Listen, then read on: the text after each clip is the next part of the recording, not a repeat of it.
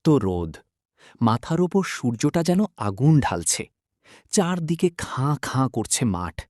কিন্তু রহমত চাচার জিরিয়ে নেওয়ার সময় নেই। ফাটা মাটির ওপর লাঙল চালাতে চালাতে তাঁর শরীরের ঘাম মাটিতে মিশে যাচ্ছে। রহমত চাচা একজন অতি সাধারণ গরিব কৃষক। তার সম্বল বলতে কেবল ২ বিঘা জমি আর একজোড়া রুগ্ন বলদ। গাঁয়ের মোড়ল যখন দামি গাড়িতে চড়ে পাশ দিয়ে যায়, ধুলো ওড়ে রহমত চাচার গায়ে। মোড়ল হাসি মুখে বলে, কি হে রহমত, এই রোদে মরে কি হবে? জমিটা আমার কাছে বেচে দিয়ে শহরে চলে যাও, সুখে থাকবে। রহমত চাচা শুধু মলিন হাসেন, মনে মনে বলেন, মা কি কখনো পর হয়? এই মাটিই তো আমার মা।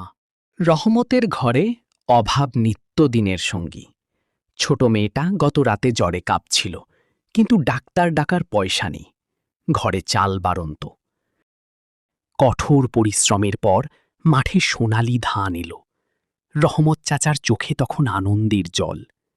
তিনি ধানের শীষগুলো হাত দিয়ে ছুঁয়ে দেখছেন, যেন নিজের সন্তানদের আদর করছে। কিন্তু ভাগ্যের নিষ্ঠুর পরিহাস।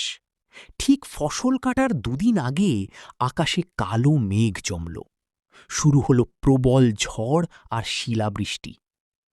এক রাতের ঝড়ে সব শেষ হয়ে গেল। সকালে মাঠে গিয়ে রহমত চাচা দেখলেন তার স্বপ্নগুলো কাদার নিচে চাপা পড়ে আছে। সোনালি ধান। চাচা কাঁদলেন না। তিনি হাঁটু গেড়ে ভেজা মাটিতে বসলেন, এক মুঠো কাদা হাতে নিয়ে বললেন, মাটি আমায় এবার দেয়নি তো কি হয়েছে? এই মাটিই তো সারা জীবন আমায় খাইয়ে। গ্রামের মোড়ল আবার এলো জমি কিনতে। রহমত চাচা উঠে দাঁড়িয়ে শক্ত গলায় বললেন, জমি বেচব না মোড়ল সাহেব, এই মাটি আমার রক্ত, আমার ঘাম। আমি আবার লাঙল ধরব।